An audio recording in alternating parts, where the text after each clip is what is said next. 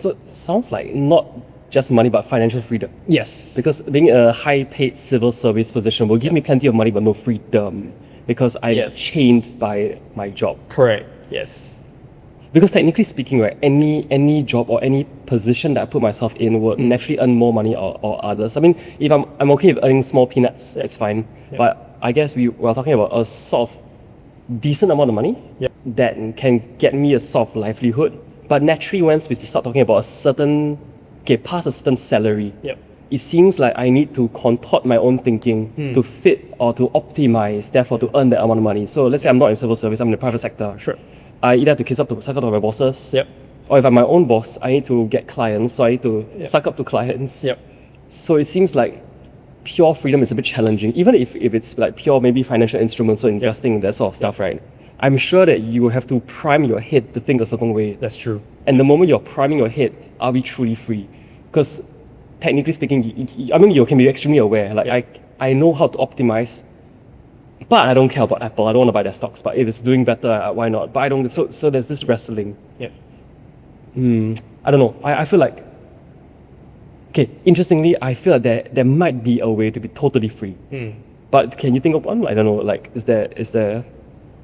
Okay. How do you reflect this? Yeah. And I would say that even freedom itself is subjective to different people, right? So I saw this, I think an Instagram reel by this Chinese lady, which I thought was so smart. And she was saying that, Americans and Chinese, when it comes to the governmental system, they can't see eye to eye. Because one is a communist dictatorship, the other one is capitalistic democracy, right?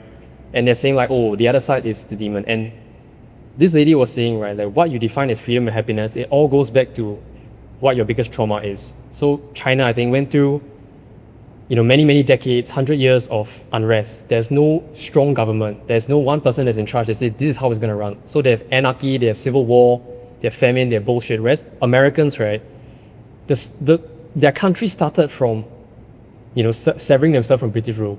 So for them, like, government is the enemy. Whereas for Chinese, the idea of freedom is like, having safety, having security, having stability. Yeah, so that's why they want government. So even when we're talking about freedom, like what we say, what is God? To make sure discarding the same thing, right? We can apply that to freedom as well. What is freedom? Freedom to different people is different things. Some people are truly free in the Singaporean society, right? Because they feel like, I'm safe, crime rates are low, I can get a decent job, like the income's good, income tax is low, like I'm so free here, I'm so happy. That's all I want to do. An American living in, let's say, a Middle Eastern country, like let's say Saudi Arabia, might feel super unfree. Because like, how come I can't criticize Islam? How come I can't criticize the ship? How come I can't criticize a prince? But a Saudi person living there might feel I'm so free. Because I don't want to criticize them. That's not even on my radar. So the things I want to do, I'm free to do it. So is there a way to be free in every single regard? I don't think so. You've got to pick what kind of freedom you want. Interesting. And it's interesting that now I guess we are kind of moving towards the idea or the realm of freedom, because we started from education to money to freedom. But actually, that could also tie back that I want to be educated because I want to be able to be free in my viewpoints. It's a good one, Yeah, I can receive information, I can assess it critically. I do not accept all thoughts or knowledge as truth so quickly. So I'm free to choose, right? I say that with some caution, because the moment you live in a system for a while and you can see the parameters that the system is guiding you, right, then you effectively become in a box. So yes, you're free within that box, but people don't know how to get out. And even then, right, sometimes it's not about getting out of the box this way, but it can also be free within the system, but we don't know what that looks like. And if you cannot comprehend it, then how can you do it? Yeah, that's true. Yeah. There is a wisdom we can look at from Buddhism. Sure. And that is when the Buddha said that for so long as you can think, you are already susceptible to losing your freedom. Thinking, or the human ability to think, is a double-edged sword. Okay. Because if you can think in one direction, that same thought can mislead you backwards. Like, I for some reason truly believe that seeing all shapes like this is not a bowl but a bombshell. Technically speaking, it could be that, but now you've misled yourself. So to be free is to be aware of when, or to be freed from your own mind as well. That I can think, and I still will be able to think, but I know when to not allow that thought to mislead myself. So I'm in touch with truth. I think that's the key thing, right? Like, because if we are free to think whatever we want, then it's also anarchy in our own heads. But we want to touch truth. I want to know that this bowl is here, it's really there. So yeah, now I'm expanding the concept of freedom to also include one element of truth. We are free, but we are in touch with reality. Because if, let's say, you tell, for example, the example of any country with its own parameters. Let's take, for example, Singapore has certain rules that makes us a little bit, I mean, people say maybe totalitarianism or maybe dictatorship, but essentially I'll say people who are not as free-spirited as the Europeans or Westerns, but who is true, who is more in contact with truth. Because I think for Singaporeans, we're living happily in a society that is functioning very efficiently. I think one of the most efficient in the world. I think, for example, when we do NS, IPPT, or get vaccinations from the government, it's so efficient, it's mad. Like, I cannot believe I gotta give it to them, yeah. we can achieve that. But it feels like to the Westerners who are a bit more anarchical, they are in touch with a certain reality that we don't feel. But I can't even comprehend it. Yeah. Until I gave this example like to Beatrice and Renis the other day. I was brought to Belarus and I saw the fields which are enormously expansive, like it runs off till forever. And Mom told me to run. I was like, what do you mean? And she said, run. I run. I sprinted, and then the dog that was with us also sprinted because it's off leash, and he can't be off leash because there's nobody around. So he sprinted past me, and then we were running for a good few minutes. I ran out of breath, and I felt like I would never reach the end. Yep. And that made me feel like the world was so much bigger. I felt freer as well. So maybe, for example, even though Singapore maybe wants you to think bigger, it cannot for many reasons. One even being the geography of our country. But yet now, we are exposed to globalization of information as well. We can access everything. So technically speaking, we should be extremely able to see everything and sense our own truth. But I feel like we will choose our own truth, which is somehow still linked to being brought up in Singapore, or country Singapore. I don't know, it sounds like we're not free. If we can touch base first, Yeah. what would be your idea of freedom? Because I have a clear idea of what freedom is to me. Yeah. I might not be able to speak for you guys. What's your idea of freedom? I would say that the attention that I put towards myself is honest. The attention that's coming from outside, like say an influence, can be navigated such that I'm also still in touch with reality. So in a most simple sense, I'm truly free if, let's say, something happened to me and I can say, I feel sad, because that's my truth. And maybe I say I feel sad because I saw something die, and that thing really did die. So something has happened and my experience with reality is honest. So not being free therefore looks like this. Something died and you told me it didn't die. So there's a misleading. Or I know it died, but I cannot feel my sadness anymore, because I have misled myself to feeling that all guys should not be sad. So there's twistingness, and it could link back to money. I have no time to feel sad now. I need to be doing something more productive. Right. So then, I mean, in a very, very tangible sense, like, I feel weird when I'm sitting down doing nothing because I must always be productive. I feel that I'm no longer free to the shackles of capitalism. Yeah. So as abstract as it sounds, that is my freedom. If you are experiencing reality in the most honest way. Wow. Shit, Mama is here. Actually, to bring futures in, is freedom something you desire, and does that also accurately depict, how you would define freedom? Funny enough, like for me, what I depict freedom as is to be free from my own self right now in this specific era in my life. Yeah. Because I've been struggling a lot in terms of my of who I am. So to be able to conquer that, like in Avatar Legend of Aang, to be able to unlock all my 7 chakras, Yeah. I think that's my freedom right now, man. So I mean, of course, like hearing you guys talk about all these topics of education and everything, I also had a very completely different experience when I went to university. So bringing back to education as well, like when I went to university, I don't know whether it's because I went to the UK and the education system there was a bit less. I mean, it was still intense because I did architecture, but I started to see the world in a different lens through architecture. The education system opened up my world a bit more. Because first of all, I lived in the UK, so like I already had to live a different life. And living alone, the independence and everything opened up my world in a different way. So, and at the same time, in terms of the censorship, I feel like for me, I'm not the type of person that wants to know everything. Like, I want to do everything that I'm like super interested in. Like, I will never be as smart as Julian and Renice, but I'm okay with that because because like I realize my different skills in life is in terms of the lens of a painter, for example, or a visual, like some visual artist, you know. So of course we all have our different skills. But anyways, so back to my point of freedom. I think, I mean, at the same time, like you said, freedom for everyone is different, right?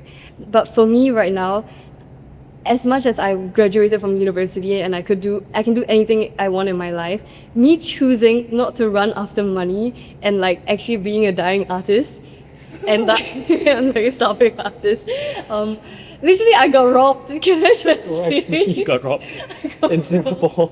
Like, no, my bank account, my HSBC bank account got hacked.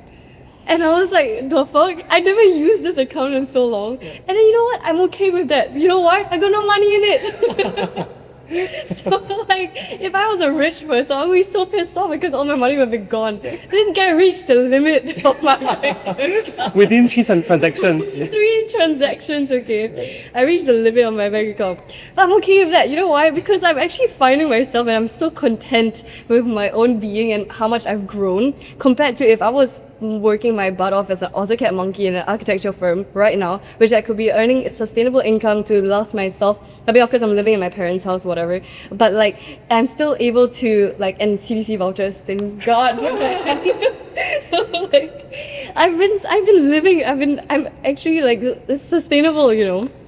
And I mean, of course, I don't have to pay taxes just yet because I haven't declared as a freelancer.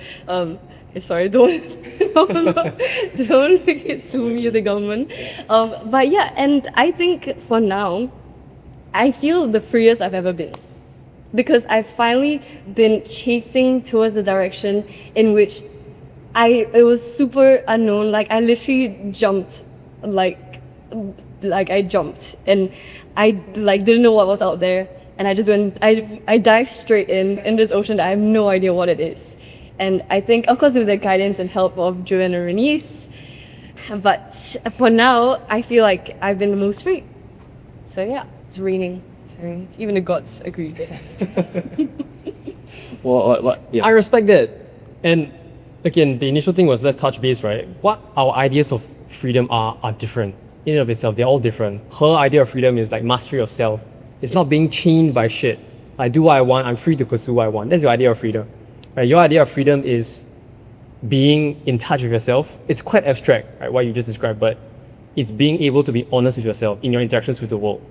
Right? My idea of freedom is different from that, right? Which is why the answer I gave, I don't think is apt for you guys. I don't think giving her more money would give her that sense of freedom she craves, right? I felt like she just said, if I was working for some bureaucratic architecture company, I might be a lot richer, but I wouldn't feel happy, I wouldn't feel free.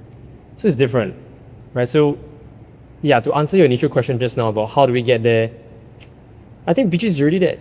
She's exactly where she should be, doing exactly what she should be doing, right? You are free. In your own worldview, you're free. What is freedom to you?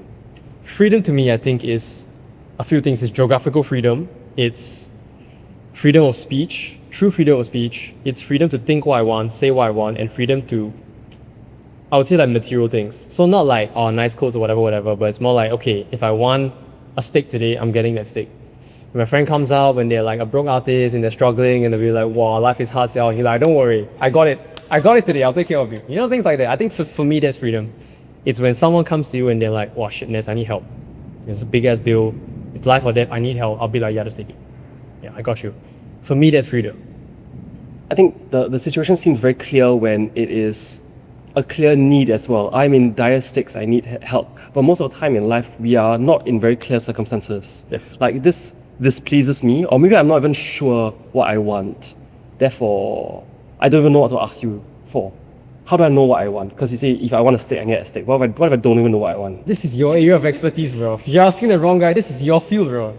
I can add one more interesting layer, which is, if I want to be free, like say for example, the example of the civil servant who is working, and then you say, there is a freedom that lies outside because you're being controlled by, the financial pressure. Yeah. And the person says, I don't believe you, I don't know how that feels like. What do you mean?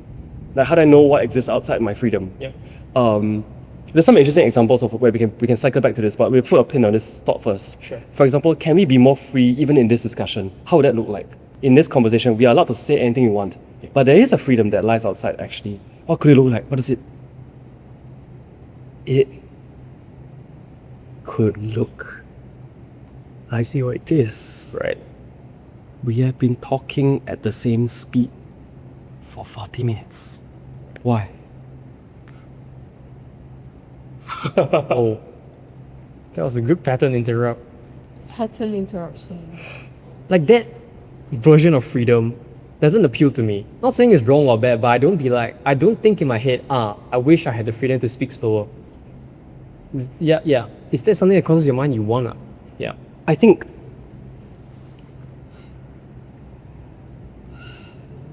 this is very interesting, right? Yeah. Like, no one told us we could slow down or change the speed at which we talked. But the moment I did it, now you realize it's possible. I feel a bit more comfortable actually. Interesting. Like, so does it appeal to me? It excites me because it wasn't my original framework of thinking. Yeah. And so I got surprised. That's like, shit. It feels a bit spicy. What's going on here? Yep. And now we can actually hyperanalyze this phenomena as an extension to the world, actually. That people will say, I agree theoretically, but they don't know how it feels like, because to think critically, to get it wrong, feels so uncomfortable. That's true. And we literally kind of felt it this way also. And you don't even know you're feeling uncomfortable. Yeah. Until, okay, now I just stretch my legs, say, don't care if I'm in the camera frame or not. Yeah. And then I feel like, okay, I just allowed myself to feel a bit freer. That's true. I feel better. Shit. But if I had asked you 20 minutes ago, you feel okay? I'm sure you would say, I feel fine. I think so too, yeah. But now you feel, okay, now I feel a bit better than just now. Yeah. Damn it. But that applies to every aspect of life as well. Yeah. Which is freaky. The man upstairs agrees. That's freaky. Because it's interesting to contrast that with what we discussed on the way here, which is that there's someone who's results oriented, who is practical, who wants to get things done. Which is why, like, sometimes I know you guys talk a lot about vibes and feelings, and I think it's very nice, it's very pleasant to hear you guys speak about it, but it's not something I relate to as much. It's not so important to me how I feel on a daily basis. So I want to get stuff done. I want to communicate my point as clearly and as concisely as possible. Right, the speed at which I say how I feel is not so relevant to me. I don't feel restrained by that. My freedom, I don't feel like my freedom is taken away just because I don't have that. So I thought you would think like me, because we're quite alike in that sense. So it's interesting that because it's not practical to speak so slowly, right? But yet, when you did that, you said I felt happier, I felt more at ease. This is something that I want to push for the rest of this podcast. I said, okay, yeah, why is that? Yeah. I feel like we've entered this interesting realm of thinking. The mystical realm, the woo-woo realm. Like, from a practical perspective, that totally makes sense. But we are humans after all. So, there's something special going on here. Yep. Oof, sorry, my mind's running really fast. So I kind of need to maybe have you ask more questions as we go, because I'm going to miss out some questions you asked. But in general, for example, if I were, and it seems like you have an extraordinary amount of discipline, and in a way also self-knowledge to master your instruments, such that you say, I need to do this, logically, I need to do this, and you can sustain it for a long period of time. The danger is if, let's say, the mind had taken over because of circumstances, like in work or by other people, you aren't doing what you truly want to do, like for example, slow down your speech. And so the body will resist in ways you don't realize. And it manifests in various ways. One is depression. I suddenly today feel, okay, maybe even in simple sense, fatigue. I feel unusually tired even though I slept the normal amount. I feel unusually nihilistic. I feel like I lost the meaning. I feel like suddenly I don't care.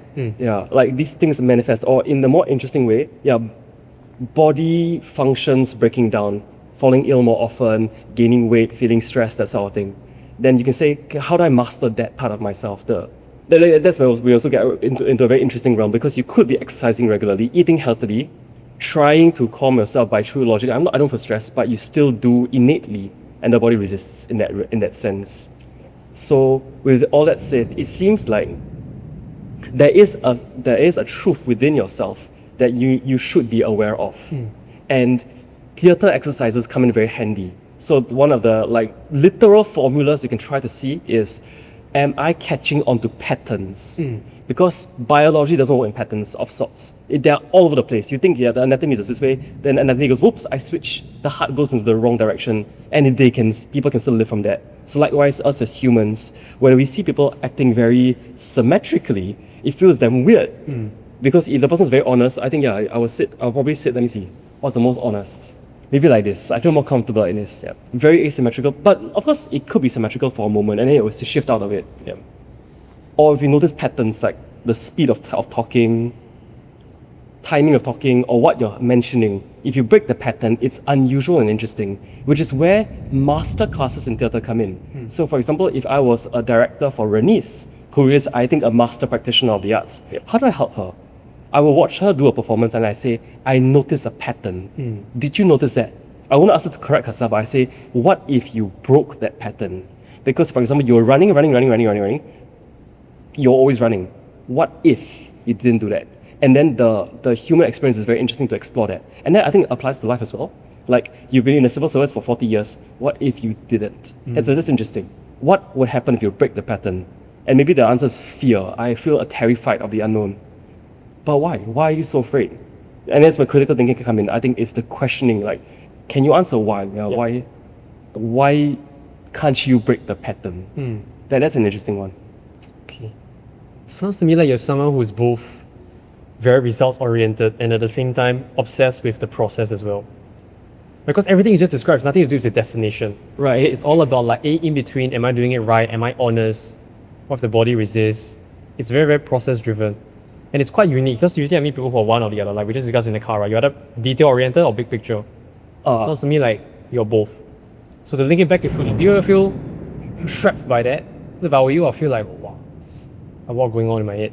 Right. Do you feel trapped by that or is it liberating? I can do everything. I love that question. Oh my gosh, because it's something That's what like, it brought me. because it's also something that I told Beatrice. Okay, we go on a tangent for a short while. Someone who always cheats. Okay. A guy who always cheats says, I will never ever cheat again. I sumpah my mother. I swear to the gods and whatnot. Can this person be trusted?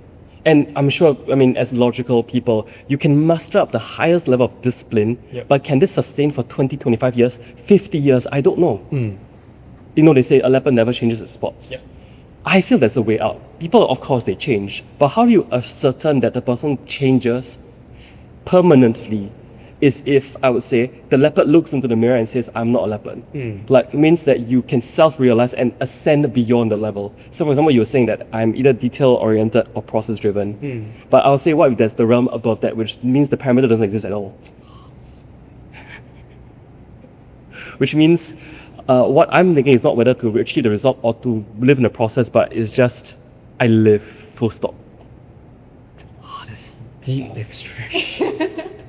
I don't even know where to start to break that down, bro. So you're saying you've transcended all these parameters. You're doing your best to exist in the plane above that. Sort of, I guess, yeah. It's like different things can become relevant to you at different times. Sometimes, it is totally the outcome. At the end of this event, we must achieve this thing. So we focus on that. And maybe midway through, suddenly we realize the game has changed. Then we change the game and suddenly become totally processed. Suddenly it changed again, and then we realized we should leave the room. Then we leave the room, so we're not playing the game anymore. So I think it's, what would you call that? Like, I would say it's total living, which means you are receptive to the in and to the out, and choosing what is relevant, and then trying to be true to the relevance, and then putting the action to the relevance. Okay, why is that important to you? Because it's intellectually I get it, but like, I'm trying to think how my life would look like if I fit your mental model into my brain. Right. And I'm just like, why is that important to you in the first place? You got something to say, is it? Okay, in the simplest sense, it's damn fun. Okay, no fair. it's like, holy shit, this is fun. Like, I never thought I could do it. Or like, for the lols, only live once kind of feeling, but taken to the extreme. It's like, okay, now I'm seeing what life could be like in many different realms. I think in Renese's words, she would say, I live many lifetimes in this life, that sort of thing. Yeah, then therefore, maybe by extension, life feels more meaningful. And therefore, I feel like I can even go on living. Like, even though in the past, what kept me going was the Christian belief of going to heaven. Now I will put a lot of question marks to that. And that could technically destroy the whole foundation of my very existence. Yeah. If I'm not living to die and go to heaven, then what am I living for? Am I choosing Buddhism? So enlightenment? Question mark. And I say, no, maybe none of the above. Maybe it's just being and feeling meaningful. And then analyzing that as we go along. So I've actually let go of the fear of death because you don't care, it's too far away. Something like that. So I hear a few reasons. The first one is pleasure. It's fun. Second one was, is it like liberation in a sense? Or is that a byproduct? Or like, when you mentioned, I used to live to get to the Christian heaven, but now there's a lot of question marks. And now I'm just living. Is that a byproduct of living the way you chose to live? Or did you want to get out of feeling that way? I never thought about if I wanted to get out of it. So when it was I never thought that even any realm existed beyond that actually. Yeah. I thought that atheists fully just didn't give a shit about death, or only found happiness or understanding from the fact that they will become ashes that may regrow, for example. But now I realize there's something beyond that altogether, that maybe even unites the narrative of heaven and enlightenment and atheism all at once, which is just be the kind of thing. And then to cycle back also on the concept of pleasure, I wouldn't say pleasure. I'd say pleasure is a very sensorial thing. Yeah. I'll say it's happiness, a state of being. Okay. So no longer on the like melancholy is like a mixture of happiness and sadness sort of. So yeah, happiness in the entirety of it, which means that it is not purely the emotion of joy, which I still think is on the realm of pleasure, but is feeling meaningful, feeling like happy, in a state of happiness. It's very, very interesting. Because myself personally, a lot of friends give me shit for this also, but I tell them that for me, happiness isn't that important. I say I want to be competent, I want to be respected. Yeah, I would say like that sums it up. I want to be proud of myself. Right? Like, happiness doesn't come until all these things are fulfilled. It's a bonus. I'm not saying you shouldn't be happy, but like it's not so important. But a lot of people say like, oh, I want to be happy. And like, I never understood that. Like as young boys, I don't know about you, but we grow up, we always hear stories about Alexander the Great. Right? I bet you that motherfucker was stressed when he like conquered so much land and the troops were like, I'm tired, let's go back. His whole freaking army mutiny on him. He's like, nah guys are pushing forward. 20 something years old. I guarantee that motherfucker was stressed. I guarantee you Julius Caesar was, right? What's that line? I think Shakespeare wrote it. And Caesar wept for there were no more worlds to conquer. Like that shows you the fucking ambition of this motherfucker. Like he destroyed everyone and he was crying. He wasn't really happy about it. He's like, shit, I can't wreck anyone else. And I feel like these are all Genghis Khan, Qin Shi Huang, I could go on and on, right? These are people who young boys respect. And like happiness isn't part of the vocabulary there. Even fictional, Superman isn't, okay, maybe Superman is kind of borderline happy. Batman isn't happy, right? Spider-Man is not happy. Everyone around him just dies, right? We look up to them. So if you understand that you want to be a character like that, then why are you prioritizing happiness? As I grew up, it doesn't make sense. Don't you want to be like respected and important and relevant first? You know what I mean? I'd rather be influential and like people listen to me and people give a shit about my opinion and be a little bit sad or a little bit unhappy or a little bit depressed even, then be like, I'm happy, but you're not important. Yeah, I totally agree with you in that we mustn't stay in a superficial level of happiness, Right. Which I think can be quite cheap. Maybe a clearer way is to say I'm in a state of alignment, like everything is aligned. Okay. What does that mean? But Yeah. we'll hold that thought first, Sure. like that. You've accomplished a lot, honestly speaking. Like I understand you as financially independent now, right? I mean, I live with my parents, but if they kick me out, I'll be fine. Let's put it that way, yeah. Right. That's huge, and you're young, and you don't even have a degree. So you've chosen already a very unusual path. Yep. Are you proud of yourself now? It's a very good question. Oh, camera is so flipping. Okay, put it this way, not yet. But I think if you ask like the 15-year-old version of me, the 16-year-old version of me, they'd be proud of me today. But like me judging myself with the lens I have today, then I'll be like, yeah, I'm not where I want to be yet. You know?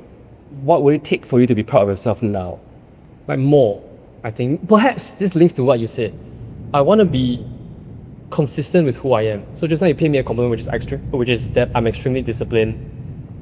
I would like to think that of myself, but sometimes I'm not. Like today I overslept, woke up at 12 o'clock, really tired. That's not discipline, and that feels dirty. Not because I woke up at 12, but because I'm not who I say I am. I'm not in alignment. So I think people who say what they mean what they say. I like people who are consistent. You know, like they put their money where their mouth is and they live it out. If I could achieve that fully, I'll be like, yeah, I'm proud of myself. Why couldn't you wake up today? Oh, tired, bro. Set an alarm, then I woke up, then I'm like, I woke up yesterday. Go firstly. That's very worth thinking because, like, for example, what would it take to have woken up today on time?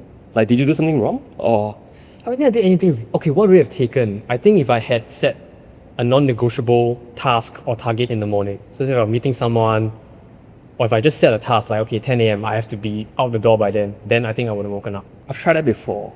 Right. I mean, you can try it too. Maybe it will work, but for me, it didn't work. Okay. It's like shit. Like the mind will always find a way to make the non-negotiable negotiable. That's true. I've noticed that, yeah, in my own life. It's like, actually, wait a minute. Maybe, so yeah, you say, actually, I know it's non-negotiable, but actually, life is flexible, obviously, so I'm sure it's fine. I'm honestly tired today for whatever reason. Maybe I'm sick, but maybe all this is self-deception because you still didn't wake up on time. What would it take to wake up on time? Like, seriously. For me, right, I'm someone who's very, very motivated by like negative outcomes. You know, we were talking about motivation just now for employees. I think some people, they need to be coaxed and sayanged and like encouraged into taking action. For me, I feel like I'm the opposite. If you light a fire under my ass, then I'll be like, whoa, I gotta move. And I think generally speaking, humans are like that as well. They don't act, like the stick is more effective than the carrot, I found in my own life at least. So I think if there was like, oh, if I don't wake up or if I'm not done by a certain thing at a certain time, I have to admit on camera that I'm a lazy fuck, something like that. Oh, I can't do that. I can't lose to that guy. I can't. I have to wake up now, you know? Yeah. Or like, oh, donate money to like a cause you don't believe in. I'm like, no, I ain't doing that. Wake up. Has to be a consequence, I think. Wow. I think that would motivate me. Does a threat of eternal damnation sound like a good threat? It does, if you believe in it. Not quite there yet. Sorry, my Christian friends. But yeah. No, because it gets interesting because like the threats, while we try to convince ourselves, will always be counterintuitive. Like there's a very interesting example of phenomena in anatomy. Yeah. If you try to willingly drown yourself, like you put your head underwater and say, for the life of me, and I am depressed, for example, like majorly depressed, and I attempt to commit suicide via drowning, you will not be able to do it. Right. The body, through every means of its disposal, will push you out of the water. And so people felt that drowning was impossible and therefore had to find other ways, like maybe tying something so that it's truly impossible to get up or, you know, jumping off the cliff or something else. But like willingly drowning was not possible, which is very interesting. Yeah, that's interesting. The body has innate mechanisms to always search for survival. That's really interesting. By that same extension, the body, I feel like it's very hard to mechanically deceive yourself with the threat that is not existent. Unless you put a real threat, like the gun will really blow on your head. But even then, I feel like you will put a fail-safe to it. Like maybe I can stop it anytime. Why would I? I mean, people have won wars by burning their own ships, so there's no way else but forward. But very rarely in life do we put ourselves in that level of danger. Which means like truly, you give me your account and I will genuinely burn all your money if you don't wake up. Right? And then you're like, why the fuck would I put myself in that position? Yeah. But would you? Would you actually do that in order to make yourself a more disciplined person? I might not actually. Probably not, Yeah, yeah. that's unlikely if I'm being honest. Doesn't sound viable. Yep. By the way, this is where therapy, the world of therapy exists. And the concept of it is that I want to get from here to there, but it's not viable. And we can put all our systems in place, but the mind is so smart, it will always find a way to counter the system. And this is how people who are addicts like function, like, which is very interesting. You always find a way to, okay, maybe just a little bit, you know, I'm still progressing, but you're not, you've already faltered, that kind of thing. Yeah, in a way, in general, mastery of the body is actually much harder than we think. Socrates would say that his life's mission or his life's motto is know thyself. Do you know yourself at all? Do you know when you're actually tired or actually sad or actually anything? Because total mastery would be to totally know yourself. Right. And that to me sounds like freedom, sort of.